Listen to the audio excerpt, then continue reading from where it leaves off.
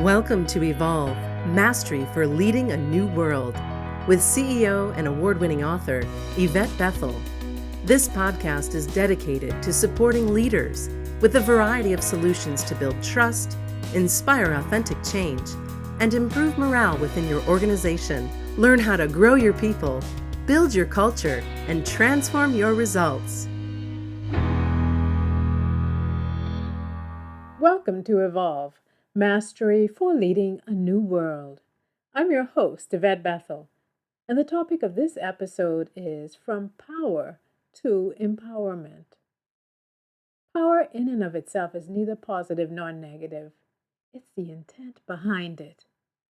Jackie's a manager who's ambitious and focused on her movement up the corporate ladder.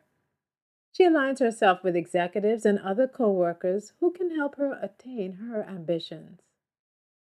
She's prepared to throw her colleagues under the bus or highlight their errors so she can appear to be the best, or from her perspective, the only option for a promotion in her department. Every time an opportunity for a promotion is posted, Jackie aligns herself with the hiring executive, doing and saying whatever she can to be selected. Between promotions, she plants seeds of doubt between members of her team so they can turn against each other. Everything Jackie does is deliberate. She only cares about her own ambitions and supports persons who support her. Jackie uses relationship power to build networks of relationships that support her agenda.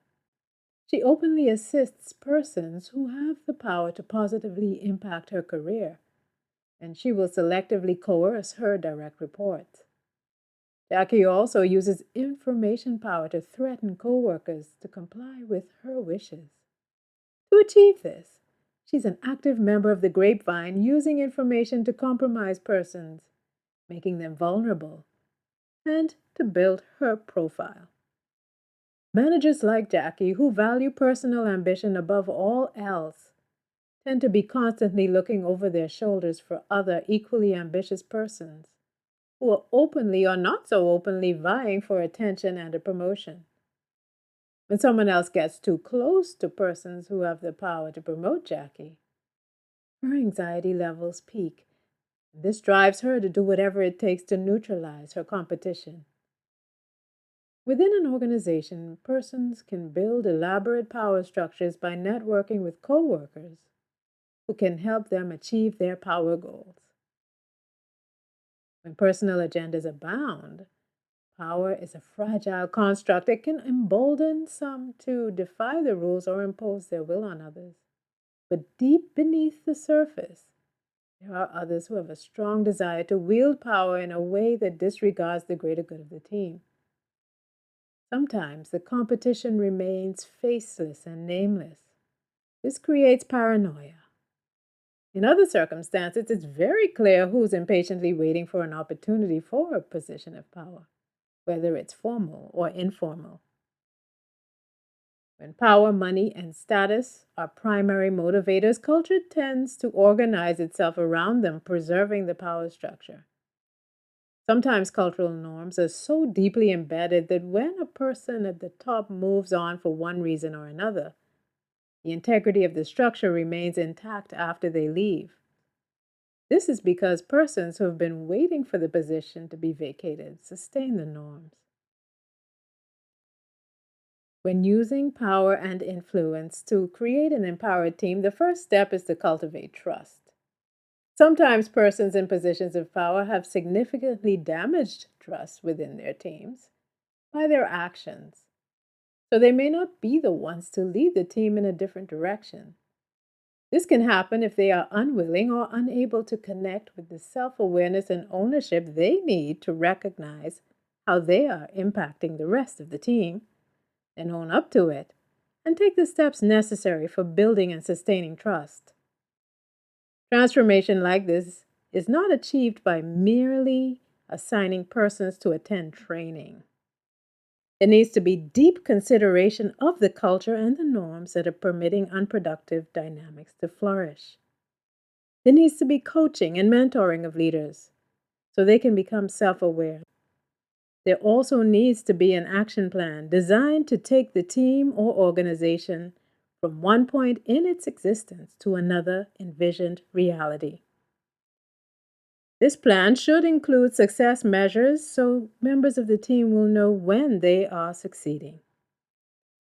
Now, Stefan, he's an empowered manager. His technical skills are not the strongest, but he's an effective leader.